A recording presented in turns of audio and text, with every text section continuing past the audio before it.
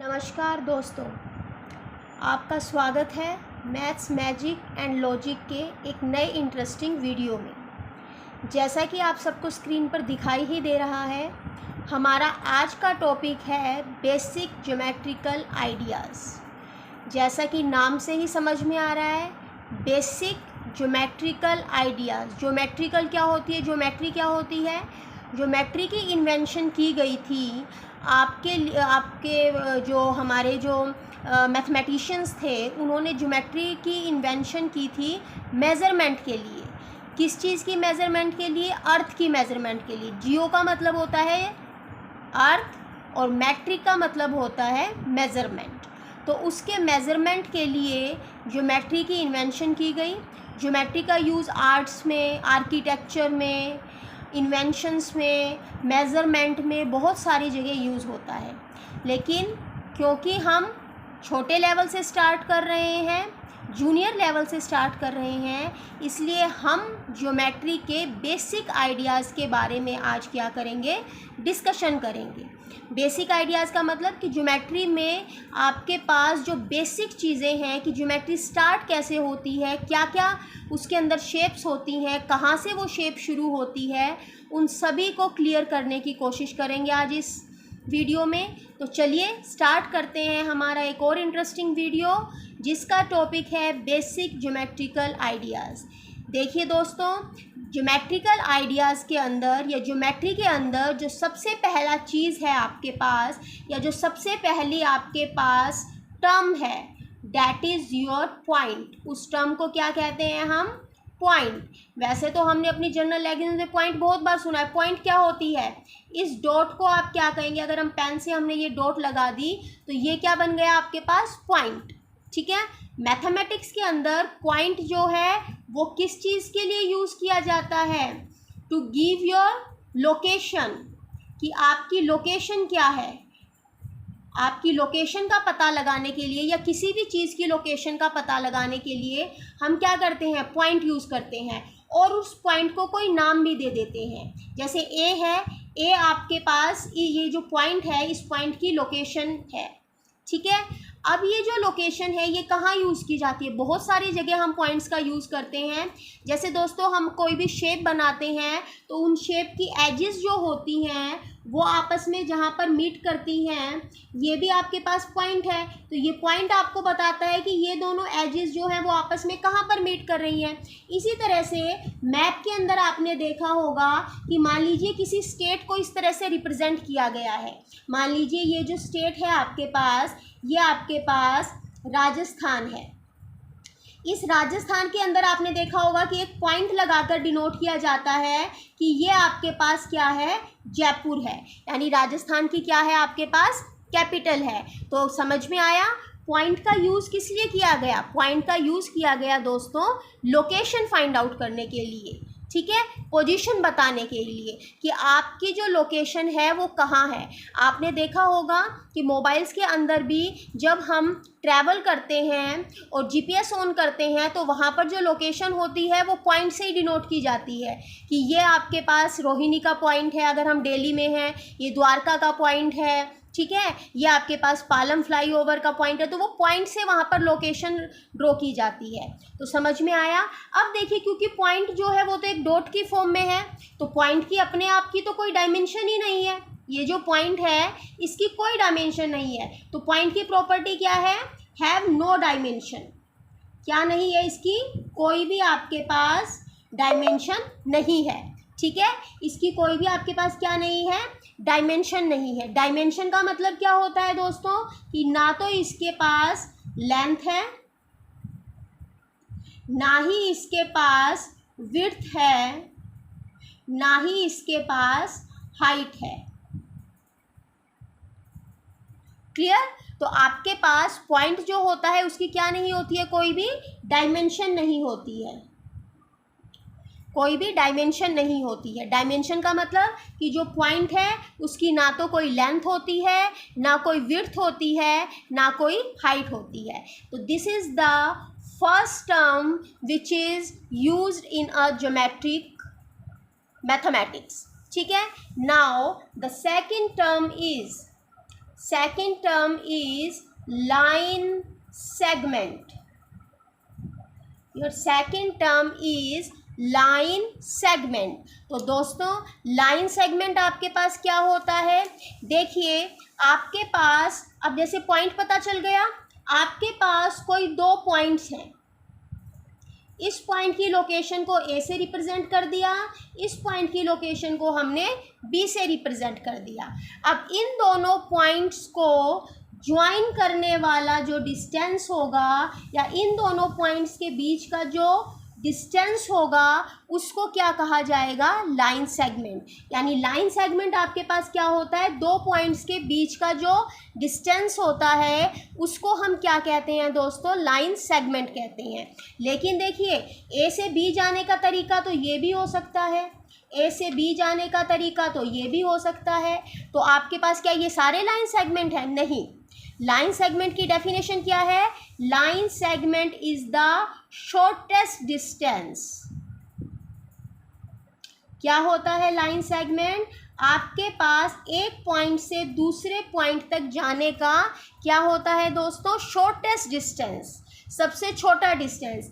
अगर हम ऐसे जाएं और एक हम बिल्कुल स्ट्रेट जाएं तो आपके पास ये सबसे शॉर्टेस्ट डिस्टेंस बनेगा. तो यही शॉर्टेस्ट डिस्टेंस जो है वो क्या कहलाता है दोस्तों? वो कहलाता है लाइन सेगमेंट. क्लियर हो गया सबको? तो लाइन सेगमेंट जो होता है आपके पास, अब लाइन सेगमेंट की देखिए दोस्तों प्रॉपर्टीज़ क्या क्या हैं. लाइन सेगमेंट की प्रॉपर्टीज़ हैं, नंबर 1 इसकी क्या होती है आपके पास? इसकी आपके पास डेफिनेट लेंथ होती है.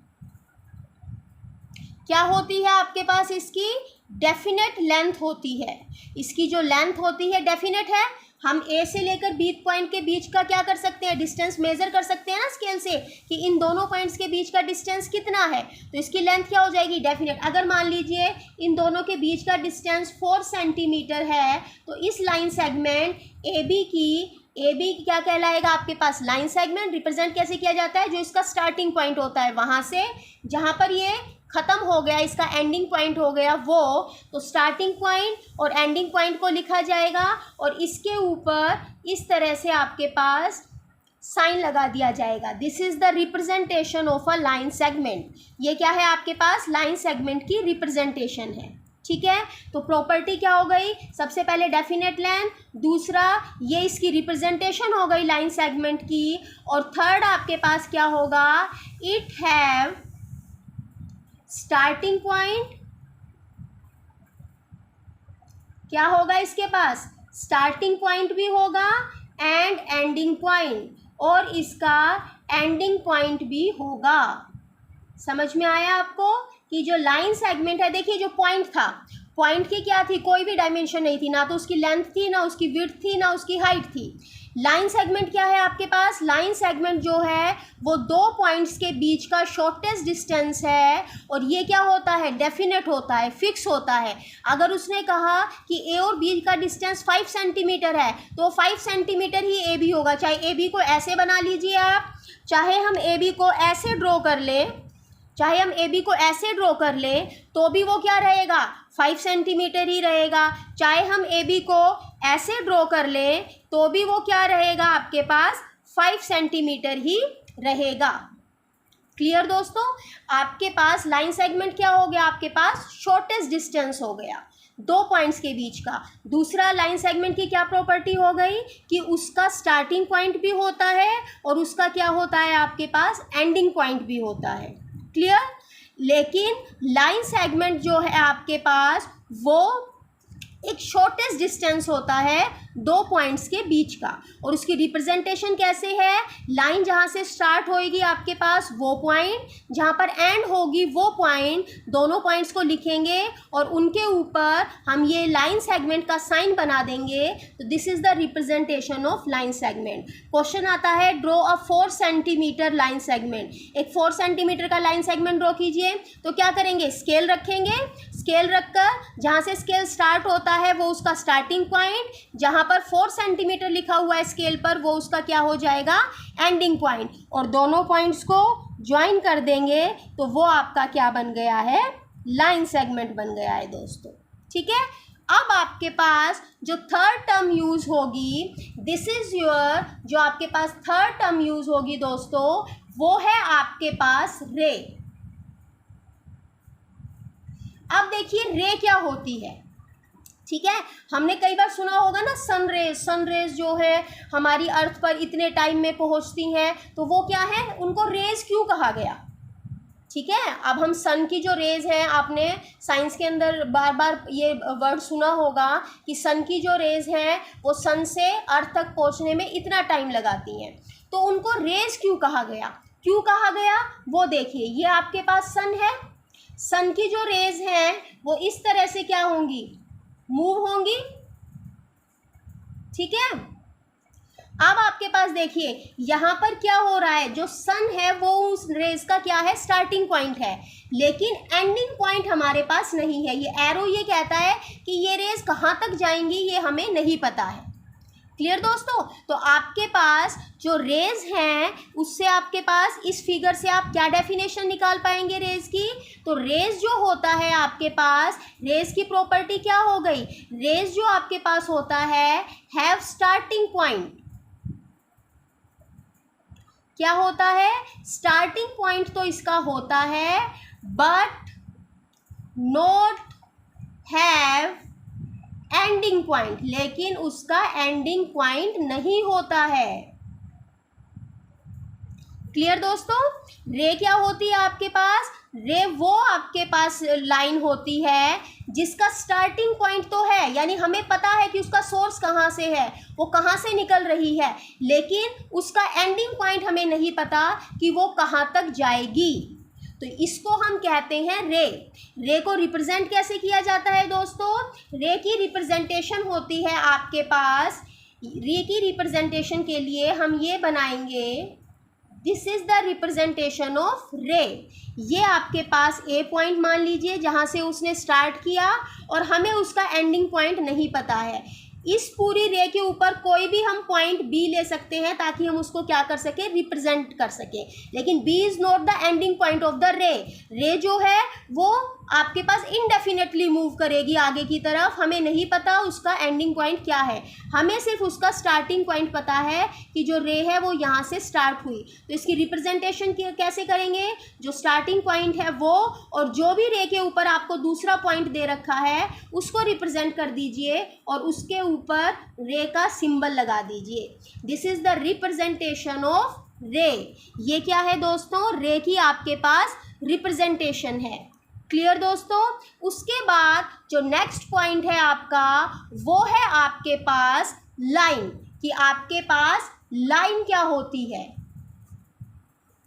ठीक है दोस्तों, अब हम करेंगे कि लाइन क्या होती है आपके पास। लाइन जो होती है आपके पास उसको इस तरह से रिप्रेजेंट किया जाता है दोस्तों, जो लाइन होती है उसका ना तो कोई स्टार्टिंग पॉइंट होता है और ना ही कोई आपके पास क्या होता है, एंडिंग पॉइंट होता है। इसकी लाइन के ऊपर आपके पास इनफाइनाइटली मैनी पॉइंट्स हो सकते हैं। आप इस लाइन के ऊपर कितने भी पॉइंट्स लिख सकते हैं, कितने भी पॉइंट्स बना सकते हैं, और उन पॉइंट से ही हम इस लाइन को क्या कर देंगे, रिप्रेजेंट कर देंगे। ठीक है, तो आपके पास जो लाइन होती है which do not have the starting point, not have the ending point, इसकी वजह से जो लाइन होती है उसकी भी कोई डेफिनेट लेंथ नहीं होती है। क्लियर, लाइन को रिप्रेजेंट कैसे करेंगे, जैसे आपके पास आपने एक ये लाइन ड्रॉ की, इस लाइन पर मैंने एक पॉइंट ई मान लिया और एक पॉइंट मैंने एफ मान लिया, तो इसकी रिप्रेजेंटेशन इन दोनों पॉइंट से ही हो जाएगी, ई एफ, और उसके बाद ऊपर हम लाइन का क्या लगा देंगे दोस्तों, सिंबल लगा देंगे। तो लाइन को किस तरह से रिप्रेजेंट किया जाएगा, इस तरह से। और लाइन की आपके पास प्रॉपर्टी क्या हो गई, not definite length and not, ना तो उसकी क्या होती है, डेफिनेट लेंथ होती है, and not have starting point and ending point.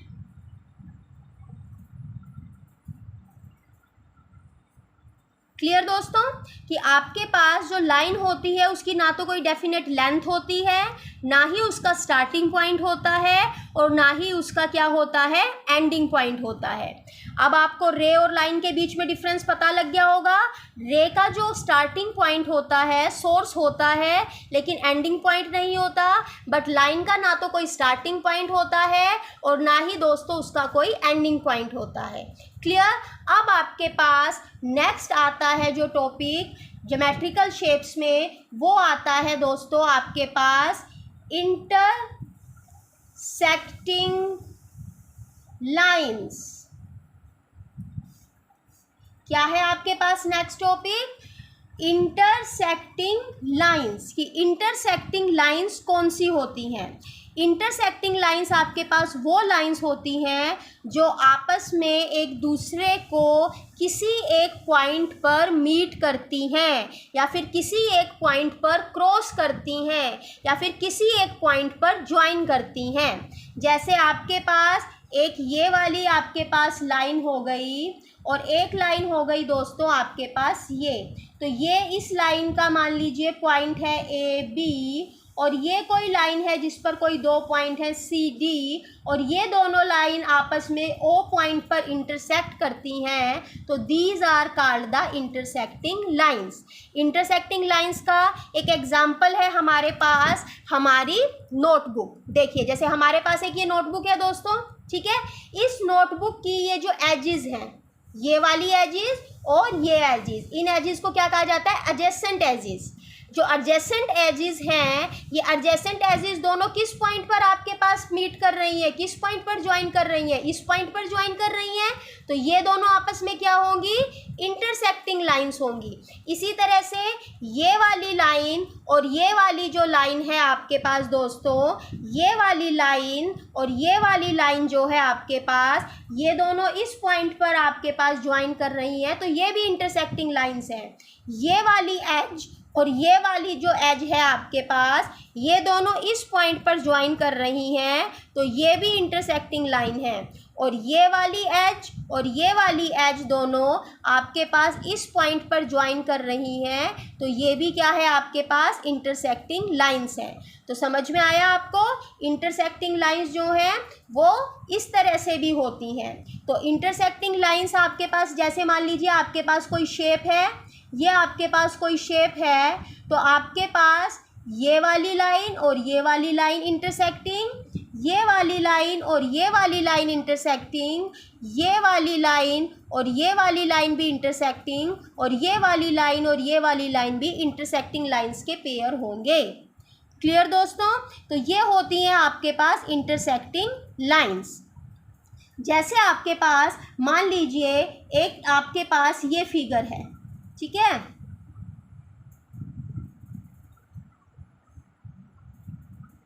अब आपके पास ये पॉइंट है ए, ये पॉइंट है बी, ये पॉइंट है सी, ये पॉइंट है डी, ये पॉइंट है ई, ये पॉइंट है एफ, और ये जो पॉइंट है ये है जी, और ये पॉइंट है एच। तो आपको बताना है कि यहाँ पर इंटरसेक्टिंग लाइंस कौन सी हैं। तो इंटरसेक्टिंग लाइंस के पेयर देखिए कौन से होंगे।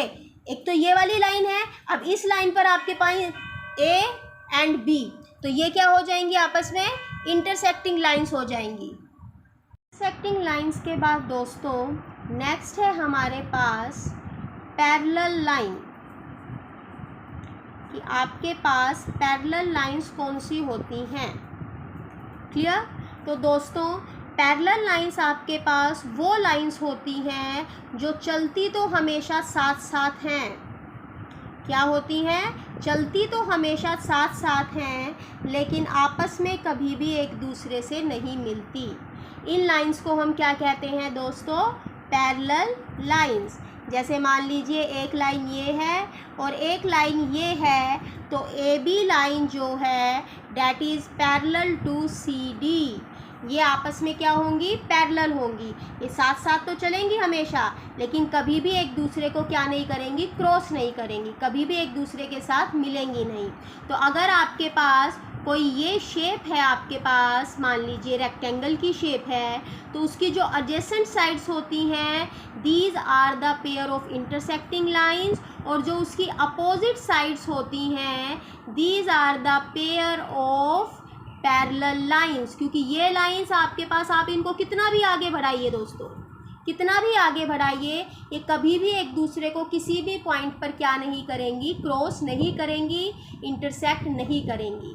इनको कहा जाता है पैरेलल लाइंस। तो आज हमने किसके बारे में पढ़ा, बेसिक ज्योमेट्रिकल आइडियाज़ के लाइंस के टॉपिक के बारे में पढ़ा है।